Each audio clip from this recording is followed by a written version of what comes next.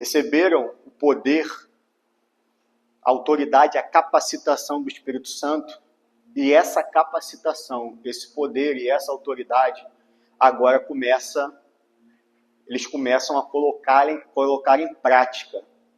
Então, aquele evangelho teórico que eles passaram ouvindo de Jesus, vendo Jesus fazendo, como discípulos acompanhando o seu mestre, sempre as atitudes, sempre quem tomava a frente era Jesus, agora não. Jesus não está mais com eles, eles agora têm que continuar essa missão que foi dada. E a gente percebeu que Pedro, ele é o líder desse primeiro grupo, que começou com 120, agora já está com 5.000 basicamente. E Pedro está sempre tomando a palavra, e sempre que ele toma essa palavra, ele, de alguma forma, ele está enfrentando o sistema religioso daquela época. Ele enfrenta o sistema religioso, ele enfrenta esse sistema hipócrita, e ele está apresentando o evangelho de Cristo. Apresentando Cristo como Messias, e esse Messias, ele veio apresentar um novo reino. A gente falou sobre isso aqui na quinta-feira, e a gente tem falado sobre isso o tempo inteiro, é um novo rei, um novo reino. Esse reino, essa perspectiva humana de viver, inclusive usar a religião como um meio para um fim, e esse fim sempre é o lucro, sempre é ter coisas daqui, isso vai sendo triturado pela palavra do Evangelho. Então a gente viu que os saduceus eram essa aristocracia religiosa, eram eles que detinham o poder muito por conta das alianças políticas que eles tinham com Roma. Então, como eles detinham poder político, eles detinham poder religioso / político, eles mandavam no templo, eles recebiam, eles eram os donos da feira que se formava no átrio do templo. E Pedro, eles prendem Pedro, porque Pedro faz o milagre, e esse milagre que Pedro faz, mensagem da semana passada, óbvio que não é Pedro que faz, através de Pedro esse milagre acontece, isso causa um alvoroço, porque eles querem saber com que autoridade, com que poder Pedro acabou de fazer aquilo. Eles, além de se considerarem os chefes, os líderes, eles achavam que detinham o poder religioso. E a gente percebeu, a gente falou semana passada, que a ideia do templo era a ideia de que Deus estava no Santo dos Santos, e isso nem acontecia mais, porque a Arca da Aliança ela havia sido roubada desde quando Babilônia invade Jerusalém. Então tinha um templo que era de Deus, tinha um sacerdote que era de Deus, tinha o povo que era de Deus, na cidade que era de Deus, a religião que era de Deus, só não tinha Deus. Só não tinha Deus. Era uma religião hipócrita, vazia. Era uma religião de mercado, mercantilista. E Pedro vai contra tudo isso. E agora, a partir daqui, ele vai continuar. Então, Pedro foi preso, passou uma noite, Pedro e João na prisão.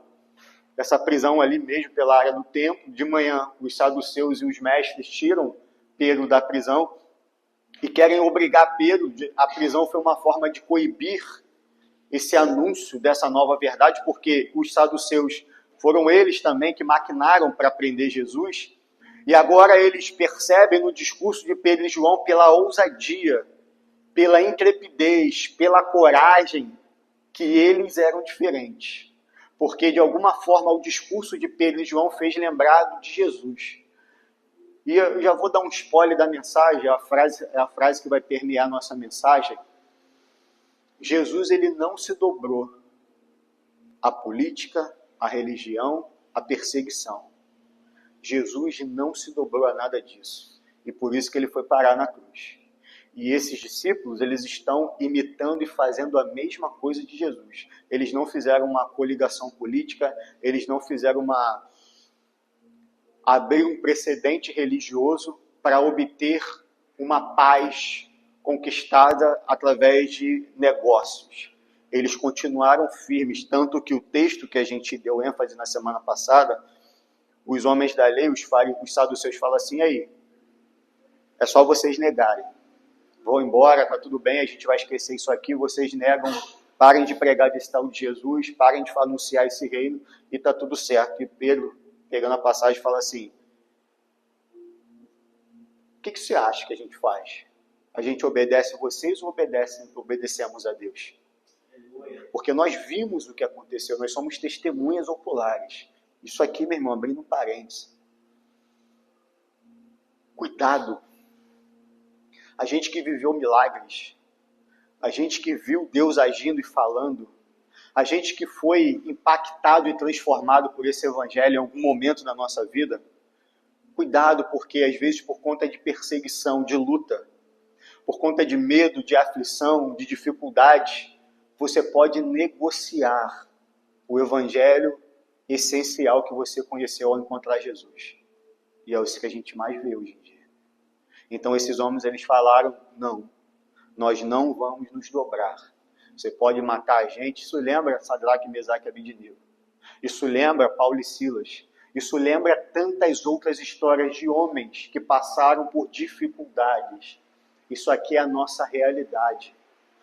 O Evangelho, a Bíblia nunca disse, a gente está careca de saber. A Bíblia nunca disse que seria um mundo de paz e alegria. A Bíblia sempre disse que enfrentaríamos dificuldades, mas o Senhor Jesus sempre estaria com a gente.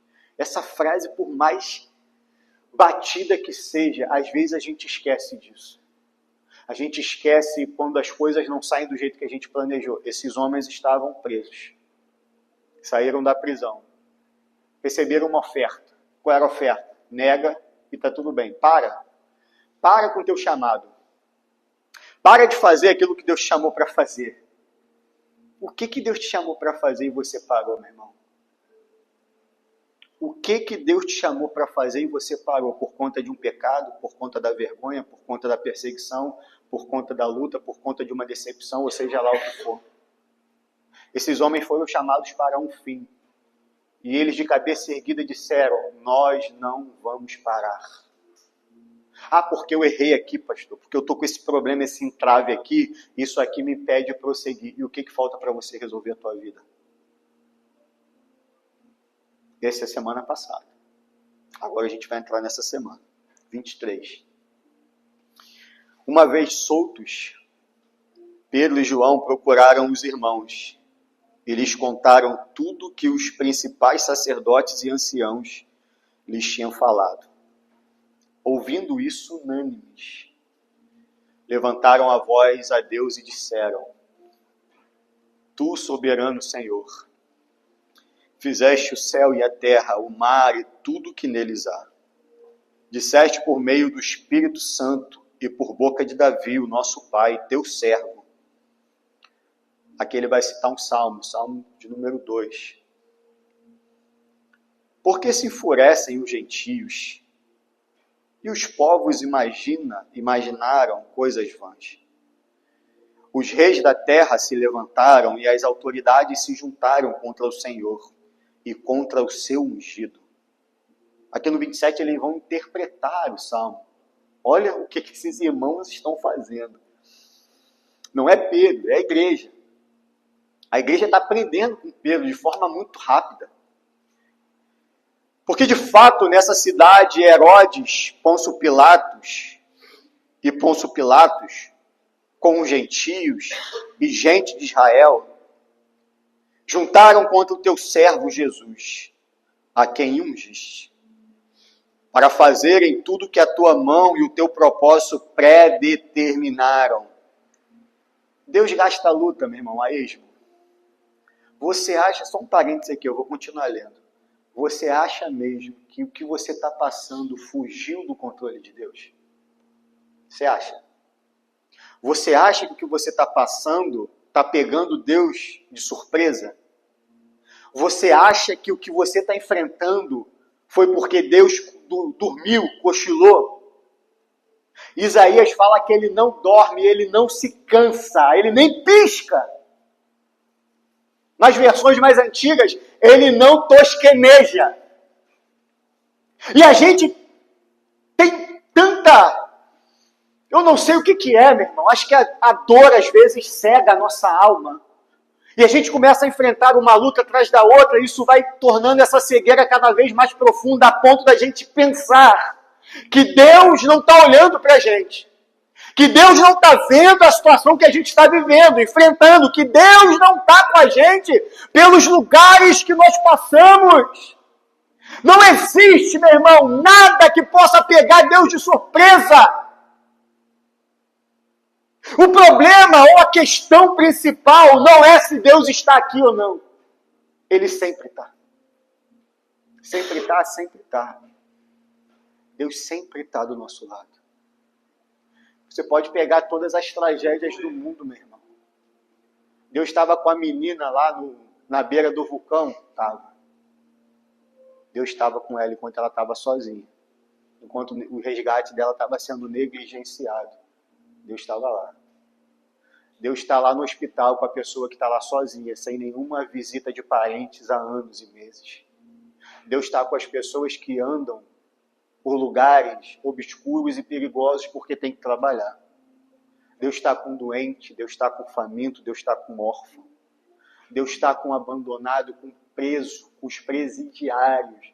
Deus está com a mulher que foi violentada ou de alguma forma sofreu algum abuso da humanidade. Deus, ele sempre está. Não pense você que existe algum tipo de monstruosidade do ser humano que faz com que Deus se afaste da vítima. Não! Deus está. E por que ele permite essas coisas, pastor? Meu irmão, eu não sei. Eu me atrevo a te dizer que eu não sei. Mas a palavra diz que ele está lá. Ele está lá. E ele sofre juntinho com a gente. Quando alguém, no meio de um caminho de violência, recebe uma bala perdida, essa bala fere Deus também. Quando alguém é violentado por um ser humano endemoniado, demoniado não, mas cheio da humanidade animalesca, Deus ele está sendo ferido também. Quando os discípulos estão presos, Deus está preso também. Deus ele sempre está com a gente. E a gente precisa fazer um movimento que vai, de uma vez por todas, tirar a gente dessas crises espirituais. Se Deus está com a gente em todos os lugares, e você não percebe isso, de repente o problema não está em Deus, está em você que se afastou dele. Ou deixou de percebê-lo. Esses discípulos estão saindo da prisão, vão para o lugar da oração e reconhecem, eles foram presos injustamente, foram presos porque pregaram o evangelho e curaram um homem. A religião prendeu esses homens. Os religiosos, cretinos religiosos, prenderam esses homens. E eles não ficaram em crise porque foram maltratados pela religião e decepcionados por um líder religioso. Não é isso que eles estão fazendo. Se fosse na gente hoje, não quero mais saber de igreja, porque o saduceu, que era para ser o líder, que era para ser a representação de Deus para mim, ele me prendeu. Ele me traiu, a religião me traiu. Não, meu irmão. A religião pode até te trair, mas Deus nunca faz isso. Eles saíram da prisão, o que eles fizeram? Foram para o lugar de oração. E no lugar de oração, unânimes, porque isso é que a igreja faz. O que é a igreja, pastor? Por que a gente tem que estar aqui? Porque enquanto alguém está passando por dificuldade, enquanto alguém está enfrentando o vale da sombra da morte, enquanto alguém está passando por prisões, enquanto alguém está sofrendo de alguma forma, enquanto alguém está em luto, está em luta, outros alguém estão reunidos, orando, intercedendo pelos irmãos que estão sofrendo. Estão vendo isso aqui? Enquanto Pedro e João estão presos, existe uma igreja que está orando, intercedendo. E quando eles chegam lá, eles não chegam para contar lamúrias, decepções. Eles chegam e percebem que Deus esteve em todas as cenas, em todos os momentos, cumprindo o seu propósito. Cumprindo o seu propósito. Talvez não, talvez, com certeza. Deus está cumprindo um propósito na tua vida. Permitindo com que você passe o que você passa. Não é discurso de coach, meu irmão. É Bíblia. Se Deus não pode contar contigo para impactar outras vidas, para que nós estamos aqui? Continuando o texto. 28. Para fazerem tudo o que a tua mão e o teu propósito pré-determinaram. 29. Agora, Senhor, olha para as ameaças deles e concede aos teus servos que anunciem. Ai, Jesus, a Bíblia é linda, meu irmão. O que eles estão orando? Senhor, nos conceda ousadia para que os teus servos anunciem a tua palavra com toda ousadia. Eu vou ler tudo, depois eu falo, senão eu não consigo ler até o final. Tem misericórdia. Guarde isso aí, tá? Ousadia. A gente vai voltar aí. Enquanto estendes a tua mão para fazer curas e sinais e prodígios por meio do nome do teu santo servo Jesus. O que tinha acabado de acontecer. Tendo eles orado, o lugar onde estavam reunidos, todos ficaram cheios do Espírito Santo. E com ousadia, mais uma vez ousadia, anunciaram a palavra de Deus. Feche seus olhos, por favor. Pai, nós te louvamos, Senhor. Toma a nossa vida nas tuas mãos. Tem misericórdia de nós. Fale conosco nesse texto, Pai, em nome de Jesus. O que está acontecendo aqui? A igreja está reunida, eles voltam para o lugar da reunião. Aqui existe uma série de explicações de onde é esse lugar. Se esse povo que está reunido são os 5.000 que estavam com eles e foram sendo tocados pelo Espírito Santo ao longo desses dias, ou se era um grupo menor. Qual era o lugar que conseguia abarcar toda essa gente? Não importa. O que importa é que existe uma igreja reunida, orando e intercedendo pelos irmãos que estão em prisão. Esse é o papel da igreja. Esse é o seu papel. O papel de orar por quem está sofrendo não é o papel das irmãs da consagração, dos intercessores da igreja. Grupos específicos de intercessor. Aí bota o coletinho intercessor. Todos nós temos que assumir esse papel. Se eu sei que tem algum irmão meu que está passando por algum tipo de necessidade, eu tenho a obrigação de orar e interceder por ele. É isso que a igreja está fazendo. Porque a oração vai fazer com que a gente enxergue a vida, que a gente enxergue essas cenas do cotidiano de forma espiritual, meu irmão.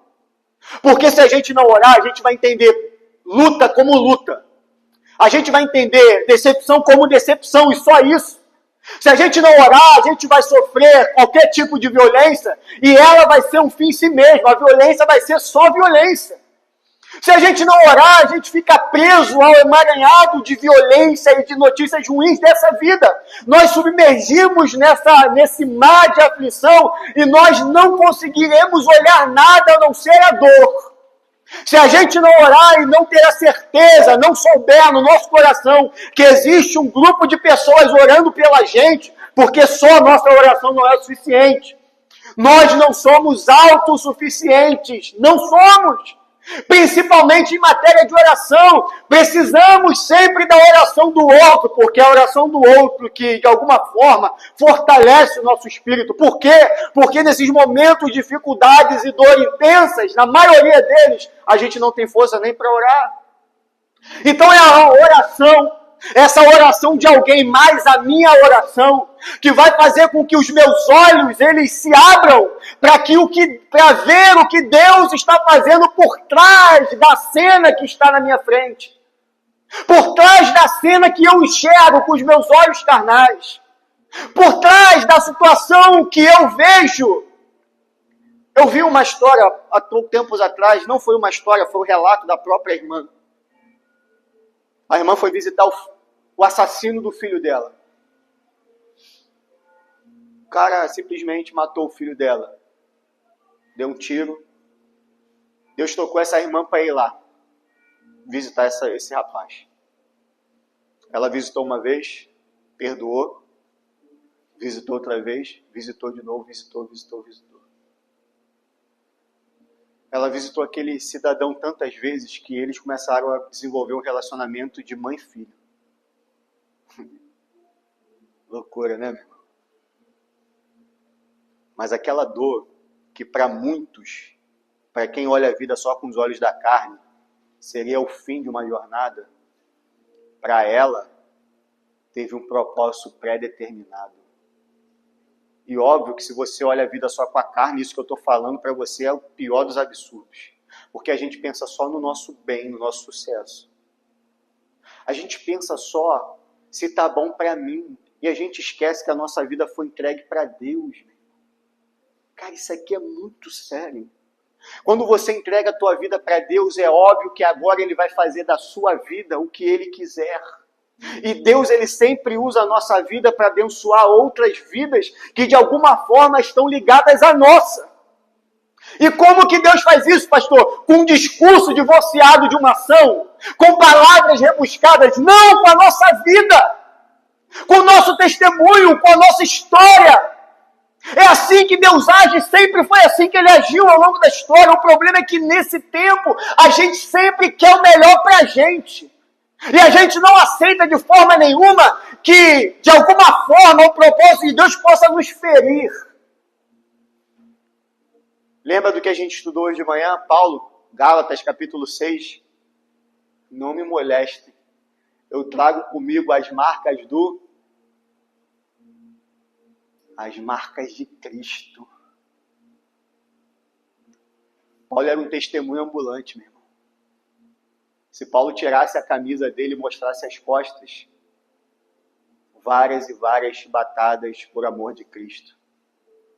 Se Paulo subisse a calça e mostrasse as pernas, a perna dele era provavelmente meio que atrofiada.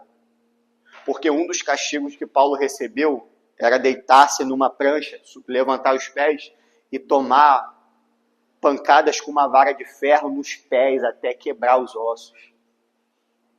Se Paulo mostrasse os olhos dele tinham marcas também por conta de uma malária que ele pegou.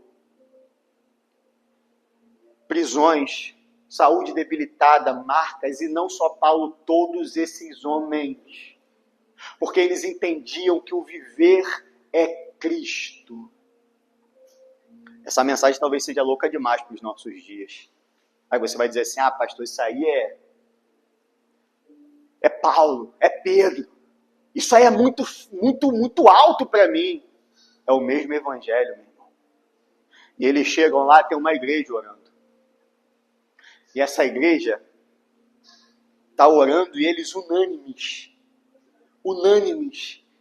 começam a entender o porquê de tudo. Unânimes, eles começam a perceber que Deus é soberano. Olha o que diz, versículo 24. Tu, soberano Senhor. Tu, soberano Senhor. E aí eles vão fazer algo que está ficando comum nesse texto. Eles vão olhar o salmo era cantado na sinagoga, era cantado no templo. Salmo 2 era conhecido demais, era o salmo que apontava para o Messias. Era o salmo que apontava para o ungido do Senhor, o Messias, o Cristo. O Yeshua HaMashiach, aquele que viria para resgatar. Eles conheciam, eles cantavam esse salmo, todo mundo sabia de cor. Era o salmo que todo judeu, todo aquele que frequentava a sinagoga, que frequentava o templo, que teve contato com a lei, conhecia, porque era a canção que eles cantavam, era a canção que eles anunciavam o Cordeiro. E agora eles vão lembrar, mais uma vez, porque quando a gente está cheio do Espírito Santo, é isso que acontece. Você vai percebendo que não existe, meu irmão, dor Deus não joga dor, não joga provação em vão. Você vai percebendo que existe um propósito, um motivo por tudo. Você vai encaixando a tua vida e as situações da tua vida na Bíblia. É por isso que a gente tem que orar muito, o tempo inteiro. E qual é a outra coisa que a gente tem que fazer? Ler a Bíblia o tempo inteiro. Porque a oração vai te fazer com que você enxergue a cena, o mundo, a dor de forma diferente. E a Bíblia? A Bíblia vai perceber, vai te ensinar que tudo está escrito. Deus, ele domina tudo. Deus, ele conhece tudo. E agora eles estão lembrando, eles estão pensando assim, Jesus, prisão, perseguição. Tem um salmo que fala disso? Tem. O Salmo 2 diz assim, por que enfurece os gentios? Quem são os gentios desse salmo? Eles vão responder no 27. Olha, nesta cidade, Herodes e Pôncio Pilatos, Herodes e Pôncio Pilatos, eles são os reis da terra.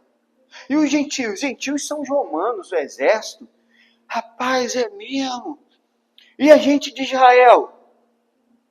As autoridades, a gente de Israel, as autoridades são os saduceus, os fariseus, os líderes, aqueles que prenderam.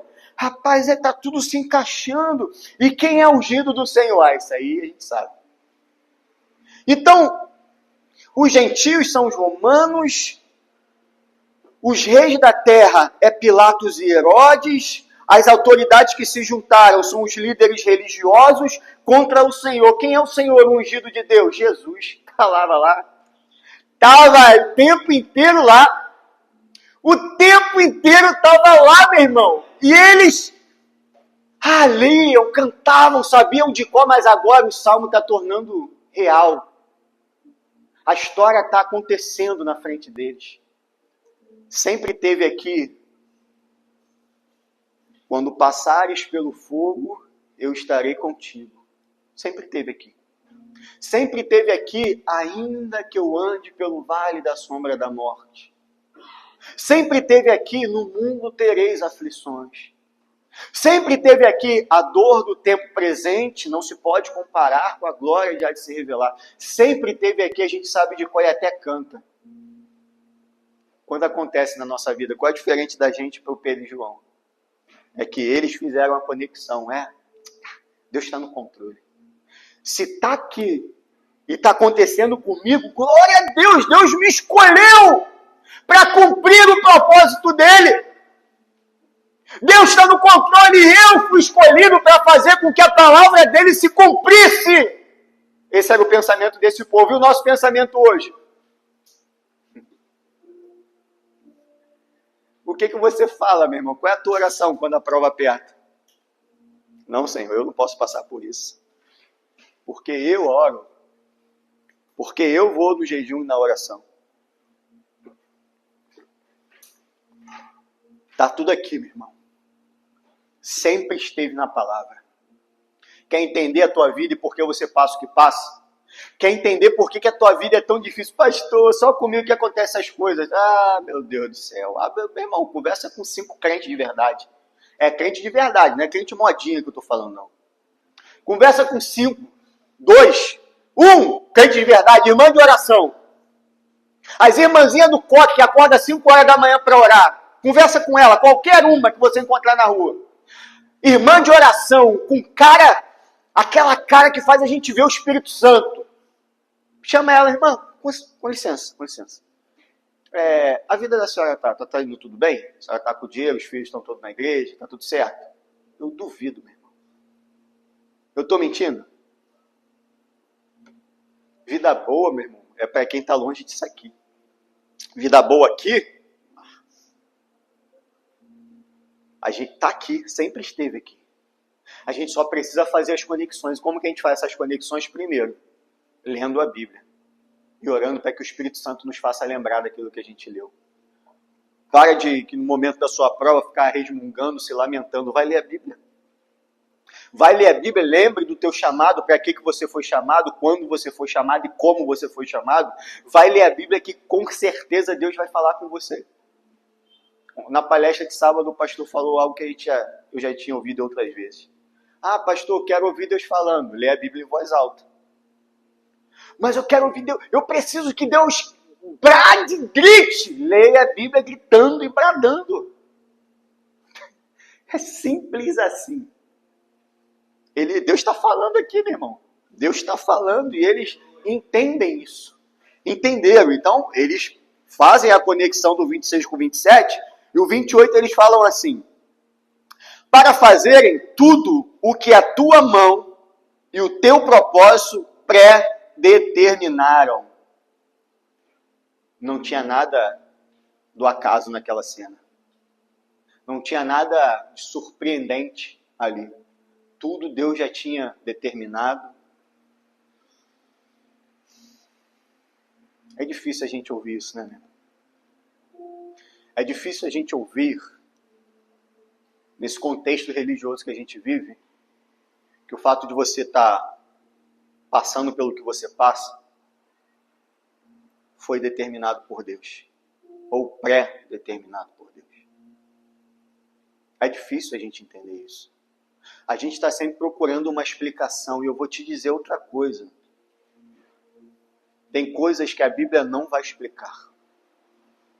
E para as coisas que a Bíblia não explica, como que a gente entende? Como que eu entendo algo que a Bíblia não explica, meu irmão? Pela fé. Porque a nossa religião não é baseada na lógica. Para de querer achar explicação para tudo. Nós vivemos por fé. E tem coisas que a gente só precisa confiar e acreditar que Deus está no controle. Isso faz parte da nossa, como diz o Carlinhos, nossa vulnerabilidade. Por que eu preciso entender tudo? Por que eu preciso conhecer tudo? Por que eu preciso dar o meu aval em tudo que Deus vai fazer? Não foi Ele que entregou a vida dele para que eu tomasse conta, foi o contrário. Eu só preciso confiar e acreditar que Ele está no controle de tudo. Versículo 29. Agora, Senhor. Esse versículo aqui, meu irmão, confesso para você que foi um tapa na minha fuça hoje, enquanto eu estava estudando esse texto. Olha a oração desse povo, tá? E não é só um, são todos. Todos estão fazendo essa oração aqui. Todos os que estavam reunidos estão unânimes, como diz o versículo lá de cima, 24, unânimes fazendo essa oração. Agora, Senhor, olha para as ameaças deles e concede aos teus servos que anunciem a tua palavra com toda a ousadia. Vamos lá. Para a gente falar do que eles oraram, a gente vai falar primeiro do que eles não oraram, tá? O que eles não pediram nessa oração. Isso aqui é o início da perseguição. Lembra que eu falei semana passada? A perseguição está começando. Eles já estão presos. Eles foram presos pela primeira vez. Foram maltratados, de alguma forma foram ameaçados. E agora eles estão fazendo uma oração diante da congregação. Agora imagina qual seria a sua oração nessa situação. Isso aqui foi o que eles oraram. Agora, se fôssemos nós nessa situação, o que nós oraríamos, que eles não oraram? Senhor, me livra dessa prova. Sim ou não? Me livra da prisão. Eu não admito, Senhor, sou teu servo. Me livra da prisão. Me livra da dor. Tira essa dor de mim. Me livra do César. Me livra desses religiosos. Eles não oraram, me livra da prisão. Eles não oraram, me livra do César. Eles não oraram, me livra dessa religião. Eles não oraram, tenha misericórdia de mim, porque eu sou um pobre pecador. Deus, não me permita sofrer. Eles não oraram, Senhor, me ajuda, eu não posso, Pai. Não foi isso que eles oraram. Eles oraram, Senhor, me dá ousadia. Ai, Jesus amado, Senhor. Pensa na tua vida agora, meu irmão. Troca a tua oração pela oração desses homens aqui. Troca a tua oração pela oração desses homens aqui. Eles não têm medo. Estão percebendo que eles não têm medo? Porque lembra do que eu falei nas primeiras mensagens? Eles recebem o espírito de capacitação, ousadia, intrepidez. Eles recebem um espírito para pregar o evangelho. Eles não têm medo. Eles não têm medo de César, eles não têm medo dos saduceus, eles não têm medo dos romanos, eles têm medo de nada. Pelo contrário, eles querem mais ousadia e coragem para pregar cada vez mais. Eles não estão com medo, eles estão fedendo a prisão ainda. Eles estão com o cheiro da masmorra, mas eles não têm medo de voltar para lá. Essa pregação é estranha, né, meu irmão? Essa pregação é ruim de ouvir. Porque eles poderiam se curvar à perseguição. Eles poderiam se curvar a César. Mas eles são servos de um rei, de um Cristo que não se curvou. Lembra de Jesus? Lá diante de Pilatos? Rapaz,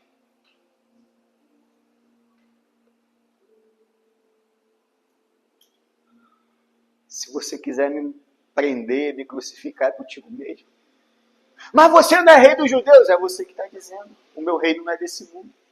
Jesus não se curvou. Jesus não se curvou a um ideal político. Jesus não se curvou a um ideal religioso para ser privado da dor. A gente tem medo. Meu irmão, enfim, eu não queria voltar nesse tema hoje, mas às vezes isso está entranhado em mim nesses últimos dias. Tem uns discursos meio que bobos assim no meio evangélico. Tipo, não, que vai vir uma grande perseguição para a igreja. Então a gente tem que colocar alguém que é crente no poder. Não foi essa a oração dos discípulos. Jesus morreu por conta da perseguição. E por que você tem medo de morrer também? Você não é servo dele? Jesus não saiu lambendo a sandália de César para de alguma forma de Pilatos e de Herodes, para de alguma forma ele fosse poupado, porque ele tinha muito para fazer nessa terra. Jesus sabia quem era e por isso ele foi fiel até a morte, morte de cruz. Os discípulos sabiam quem eram, por isso eles foram fiéis até a morte, mesmo em meio à perseguição. Para com esse medo. Se a gente tiver de morrer, meu irmão, por conta do cristianismo e da real palavra de Cristo, nós morreremos, sim ou não? Ousadia, Senhor. Para que é essa ousadia? Para falar o sim em meio a essa pergunta. Para que nós precisamos de ousadia? Se por acaso um dia vier a perseguição, eu estou falando no macro, mas existem coisas que são micros que a gente não consegue. A gente não consegue combater, a gente se vende, a gente lambe, a gente vai atrás de algum subterfúgio, de alguma coisa que nos favoreça. Isso não é a marca de um cristão. Eu serei fiel até a morte, pode me matar.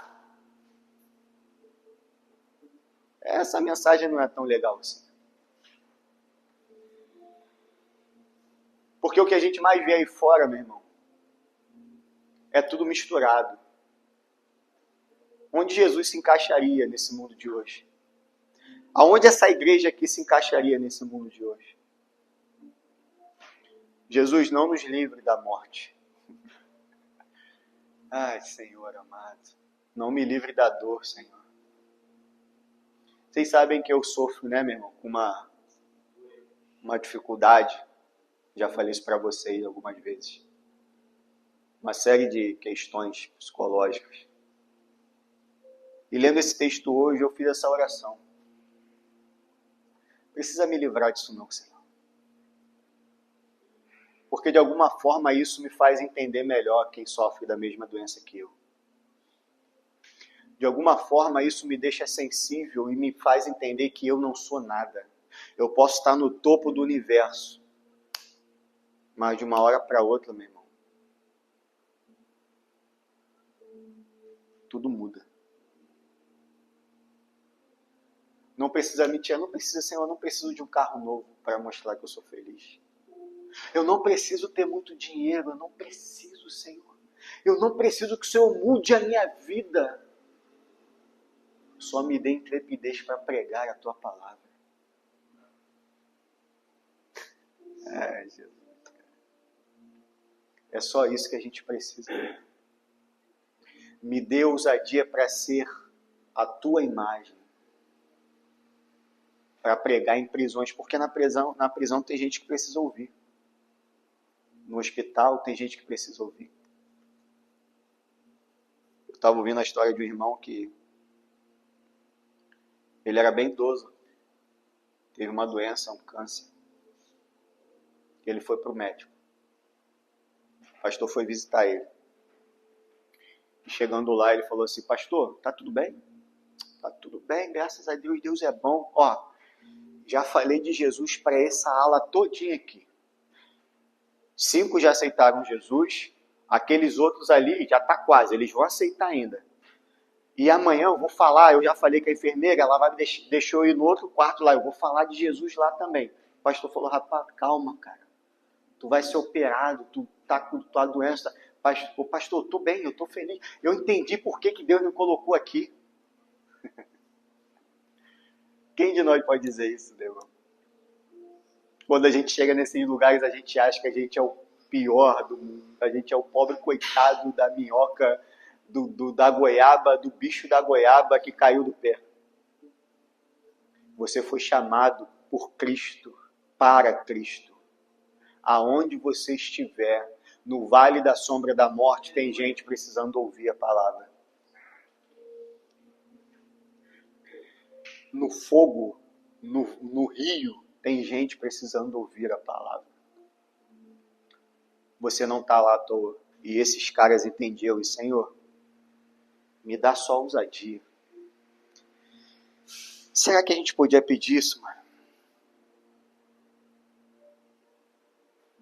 Será que você hoje podia chegar em casa e falar assim: Senhor, me dá mais só ousadia, Pai? Se você colocar num caderno as suas reclamações, eu tenho feito esse exercício. Começa a anotar no papel, igual Paulo falou em Gálatas capítulo 6, com grandes letras escrevo. Começa a anotar lá as suas insatisfações. E depois você lê isso quando você estiver calmo. A gente vai perceber, meu irmão, a maioria dos nossos pedidos são pedidos de criança mimada. Tem gente enfrentando dores muito mais profundas do que a nossa. Enfrentando dilemas muito piores do que o nosso. Mas enfrentam porque entenderam o propósito da sua vida. Nós somos uma ferramenta, uma arma nas mãos do Senhor.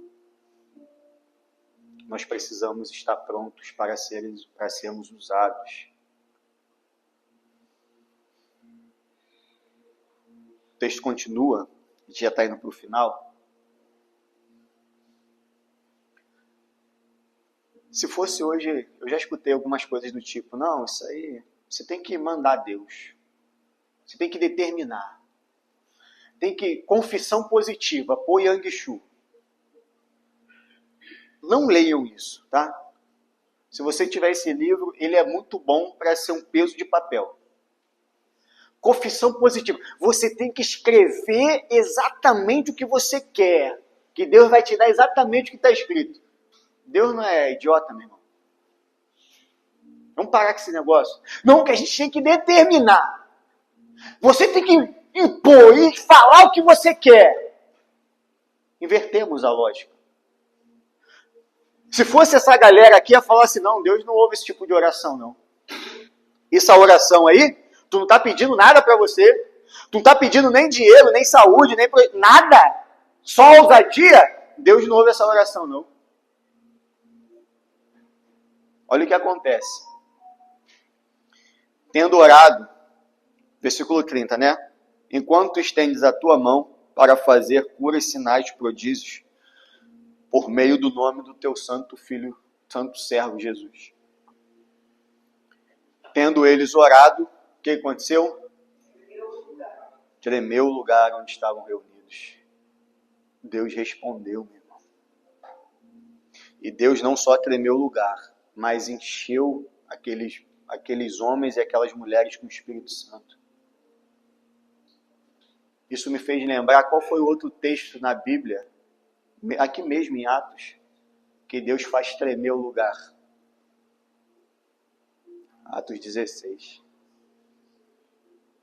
Paulo e Silas estavam orando e cantando louvores a Deus. Por volta da meia-noite, houve um grande terremoto.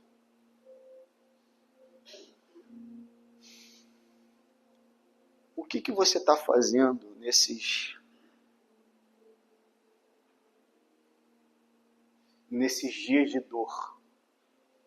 Jesus, quando foi crucificado, no momento em que ele foi crucificado e morreu, o chão também tremeu. O texto, os evangelhos diz que os mortos saíram e começaram a passear em Jerusalém. E muito do povo dizia assim: esse era um justo, matamos um justo. O chão tremeu. O chão tremeu quando Cristo foi crucificado. O chão tremeu quando esses homens oraram pedindo só ousadia. O chão tremeu quando Paulo e Silas, no meio ou no fundo de uma prisão, oraram e cantaram louvores a Deus, mesmo cheio de dor. A resposta de Deus aqui é a mais extraordinária possível. É para que não haja nenhuma dúvida. Quando você entender, quando nós entendermos, que eu me incluo nesse conjunto, quando nós entendermos que a nossa dor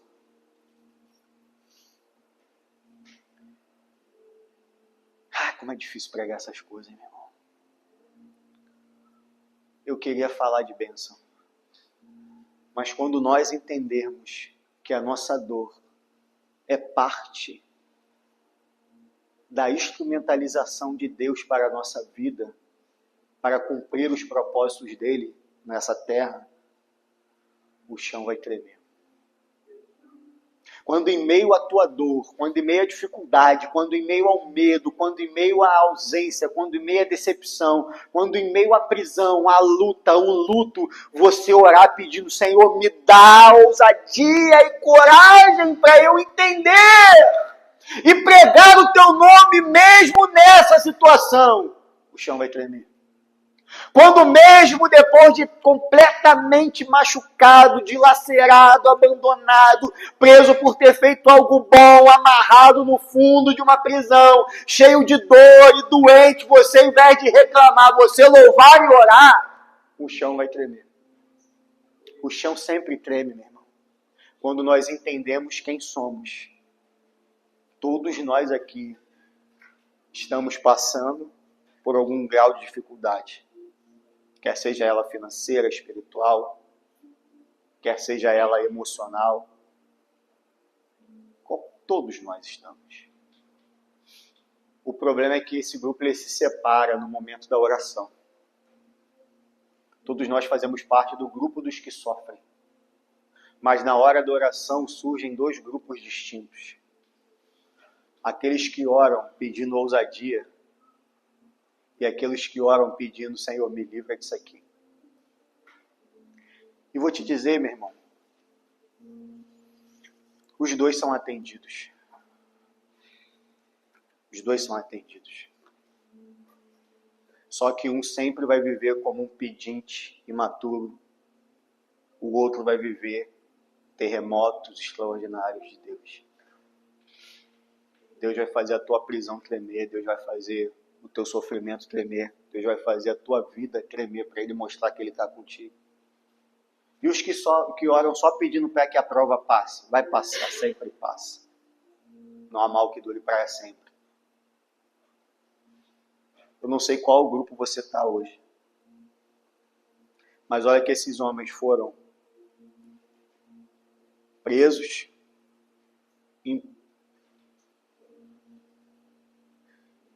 foram maltratados, humilhados, ameaçados por líderes religiosos. Cara, é a nossa vida aqui, meu irmão. Eles foram presos por fazer o bem. Quantas vezes a gente não recebeu castigo por fazer o bem? Quantas vezes as pessoas que a gente fez o bem não virou as costas para a gente? Quantas vezes? Quantas vezes a gente foi humilhado, traído porque a gente fez o bem ou quis fazer? Quantas vezes a gente foi humilhado por líderes? Fomos ameaçados por líderes religiosos? Quantas vezes?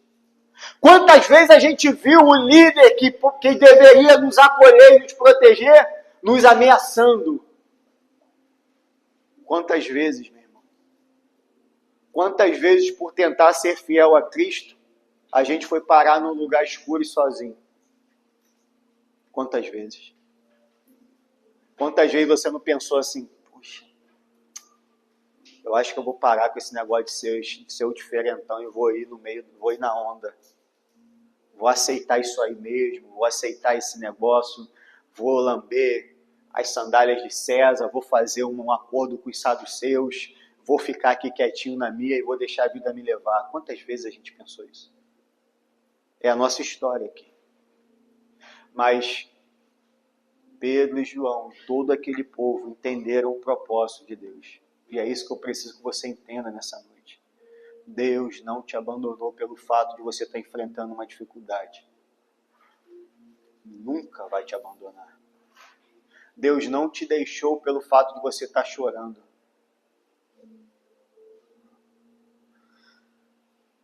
Só que Deus, Ele conhece, meu irmão. E aqui eu encerro. Deus nos conhece melhor do que nós mesmos. E se Ele permitiu que você enfrentasse o que você está enfrentando, é que de alguma forma divina, na sua visão eterna, Ele enxerga algo em você que às vezes nem você mesmo conhece. Quantas vezes você disse, eu não aguento mais? Quantas vezes você disse, eu desisto, não vou mais, não quero saber? Quantas vezes você disse, chega, eu não quero mais saber, eu não vou voltar para essa prisão, eu não quero mais sofrer, eu não vou mais fazer? Está você aí de novo, enfrentando mais uma vez a mesma situação. Talvez você não tenha dimensão da força que você tem dentro de você. Porque essa força não foi produzida pelas suas mãos. Alguém que malha na academia vai vendo o fruto do seu esforço, os músculos crescerem. Mas a gente não. A gente recebe essa força de Deus. É invisível até que nós precisamos. Ela se fica invisível até que a luta se descortine na nossa frente. Deus, Ele está falando com a gente, meu irmão, que eu preguei há algumas semanas aqui. Uma mensagem, ela está ligando a outra. E a palavra de Deus para você é coragem. Pastor, mas eu não consigo. Ore, que Deus vai te dar. Ousadia é a mesma palavra para coragem. É isso que a gente precisa nesse tempo. Coragem para você se manter fiel no teu trabalho, na tua faculdade, no teu estudo, na tua sala de aula, seja lá onde for. Coragem para você não deixar essa dor te sufocar. Coragem para você não se achar uma vítima e esquecer que você é filho de Deus. Você foi resgatado por Cristo e é templo do Espírito Santo. Coragem para você não se inferiorizar em meio a outras pessoas, a outros religiosos. Coragem para você se manter firme no propósito. Coragem para ler a Bíblia e buscar a resposta em meio ao caos do mundo. Coragem para continuar orando e saber que tem gente orando por você. Coragem para que você entenda que você não está sozinho. Coragem. Coragem para enfrentar os líderes desse tempo. Coragem para enfrentar essa falsa religião do diabo, do capeta. Coragem para enfrentar esses enviados do capiroto que tentam distorcer a Bíblia. Coragem para se manter fiel às Escrituras e a Jesus. Coragem para não se vender para a política, para de alguma forma ficar bem nessa terra e nessa vida. Coragem para pedir a Deus. Coragem. Coragem para pedir coragem. Porque às vezes o que a gente quer é pedir, Senhor, me livra, me dá, me ajuda. Mas que você tenha coragem para pedir, Senhor, estou aqui, Pai. Estou só o pó da rabiola. Não tenho, como diz a canção, né, da música popular brasileira, não tenho carro, não tenho grana, tenho nada, não vou cantar o resto não, só essa parte que é interessante. Coragem, meu irmão, para você chegar diante de Deus e falar, Senhor, eu sou isso aqui, ó. Eu tenho medo, tenho dúvidas, estou me sentindo sozinho, mas eu tenho uma palavra, cara, isso aqui. Nós temos a palavra, meu irmão. Nós temos a palavra. E eu tenho certeza que ao longo dessa semana, como tem acontecido comigo esses últimos dias, está demais. Quando eu penso assim, eu acho que hoje eu vou dar uma desanimada. Acho que essa semana eu vou dar uma desanimada. Ficar aqui na minha casa, meu irmão, Deus manda gente de tudo que é lugar, de todos os lugares, para o lugar que eu vou, é gente querendo saber de Bíblia, perguntando das coisas, e não dá tempo nem de eu desanimar, meu irmão. Não dá tempo nem de eu dar uma desanimada de vez em quando assim, porque tem muita gente precisando da nossa ajuda. Tem muita gente precisando ouvir a nossa história. A nossa história de coragem. Coragem. Eles estavam na prisão, entendendo o propósito. Entenda o teu propósito, onde você está. Eu quero orar por você. Curva a tua cabeça. Não sei se você tem enfrentado dificuldades no teu relacionamento, teu casamento, teu trabalho, em alguma área da tua vida que fez você duvidar da tua fé essa semana. Talvez você veio aqui hoje porque, enfim, você veio cumprir seu momento religioso sem muita pretensão no que Deus ia falar. Mas Deus está falando contigo, diretamente. E Ele está dizendo, você só precisa de coragem, porque o resto já está disponível para você. Que Deus te guarde, meu irmão. Que Deus te sustente. Que Deus coloque sempre uma palavra de sabedoria na tua boca. Que Deus te proteja da dor, da solidão. Que Deus te revista de poder e de alegria para você viver uma vida alegre. Paulo fala em Gálatas, que a gente leu de manhã, que aqueles que entendem essa regra sejam ou tenham paz e misericórdia. Que você tenha paz e misericórdia no teu caminhar. Que a paz siga com você pelas estradas da vida, pelas madrugadas que você tem que sair de casa, pelos caminhos tortuosos que você precisa caminhar. Que a paz te livre da violência do homem sanguinário. Que o Senhor te proteja, porque Ele pode te proteger. Mas que acima de tudo, você ande com Ele, caminhe com Ele, sinta-o, sinta o cheiro dEle. Deus, Ele vai te dar coragem. E na sua oração, com a mão no seu coração, você vai pedir isso. Você já pediu tudo que você precisava e tudo que você imaginava. Você já depositou diante do altar, nas suas orações, todo o teu vocabulário, todo o teu intelecto, tudo aquilo que te ensinaram, tudo aquilo que te orientaram. Você já orou, já fez campanha, já fez tudo que você podia e parece que essa situação não se resolve, né? Então faça diferente hoje. Peça só coragem. Senhor, me dê coragem para olhar dentro dos olhos dessa situação e entender que o Senhor está comigo. Coragem. Coragem para enfrentar todos os monstros da minha alma e continuar fiel a Ti. Coragem para me livrar de toda culpa, de toda acusação e mais uma vez erguer a minha cabeça e Te oferecer o meu melhor. Coragem para ser fiel. Coragem para ser cristão. Coragem para ser servo. Coragem para viver.